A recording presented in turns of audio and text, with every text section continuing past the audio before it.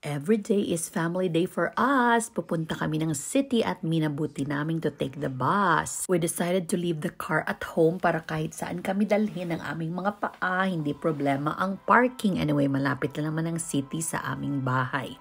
Brasserie Bouquet! In this video, we will feature this restaurant dahil alam nyo matagal na itong restaurant na ito pero hindi pa namin na-try. Okay, pasok na tayo! Come in! Antayin daw muna na may mag-assist para maghanap ng aming reservation. Usually, ang mga restaurants dito sa Sweden, except ang mga fast food, may mga ganyang notice na hindi ka pwedeng pumasok lang at pumili ng kung saan-saan ka lang umupo, especially pag may mga reservations. Wow, pwede pala dito ang malakihang group bonding na mag-a la carte ka lang kasi ang lapad pala ng space sa loob.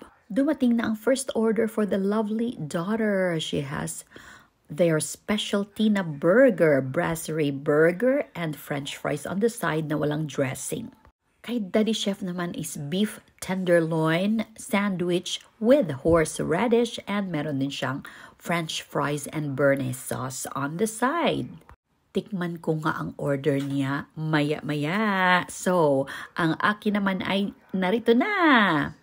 I have shrimp sandwich with lettuce and dill on top. At hindi ko pinalagay ang dressing. Pinalagay ko lang ang aioli on the side. Ang cute naman ng kanilang presentation. Simple na food. Pero very elegant ang kanyang presentation. Well, anyway, kakainin naman natin at hindi lang titingnan. Meron pa siyang half na boiled egg and tomato. Ito na ang review ng food. Masarap ang kailang shrimps, walang amoy. Match na match sa aioli na dressing on the side.